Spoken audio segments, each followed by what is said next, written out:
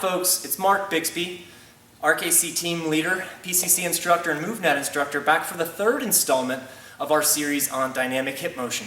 On this sequence, I'm actually going to use a PCC progression, the hanging leg raise, which is a part of the century test that we do at the PCC. And I'm going to show you a variation on that hanging leg raise so that you can, one, make your hanging leg raise tighter, but two, see the translation of a hanging leg raise in terms of the real dynamic hip motion to how it would actually work with our running, with our gait. All right, so here is what a lot of us saw at the PCC certification as people were really tired on that last day doing their century. They did their hanging leg raises and they started to produce a sway, and then they had to stop so they didn't get no counted, and then they tried again, and it was a very sort of slow effort. Certainly it was for me. And so it looks something like this. They started their hanging leg raise, and you see I start wobbling around. Problem was made worse if we try to do something like this. I start swaying a lot, and things lose a lot of their tightness. I went to Houston for a workshop right after that, and we were talking a lot about sprint mechanics there. And they were talking about the advice people have to really stride it out and or kick their butt when they run has really made people turn their hips off in the sprint or in the jumps, and really it's become this sort of knee thing that we do, where the hips are kind of not engaged. So we did lots of striding drills to practice this idea that one leg is driving down while the other leg drives up and then pushes back into the floor. We did it on the track. Some people got it there, some people didn't.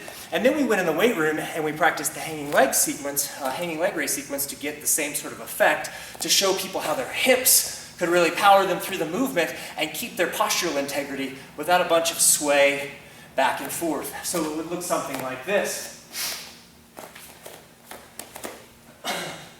Again, this is the sort of looser version that we see a lot of people doing, producing a ton of swing. And then I try to get myself steady. And now I'll show you the more active version, as if I'm sprinting.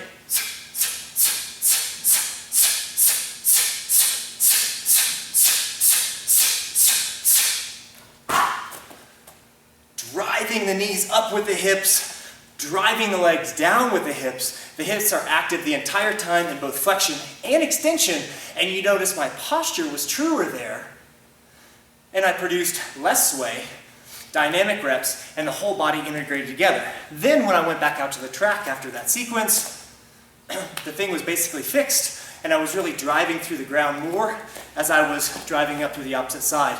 You can do the entire hanging leg raise sequence in that fashion, really trying to integrate active hip pull up and drive down. It gets more difficult. Start with the bent knee position, and then from there work to the active straight leg position, which will look something like this. Again, notice the sway if I'm not tight. I mean, I really get moving. And then when I tighten things up, it's power up, power down, power up, power down, power up, power down, power up, power down.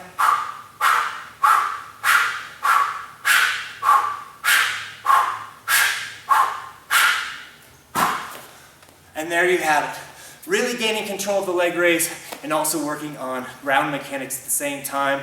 Give it a shot and come back for the fourth and final installment of this hip series.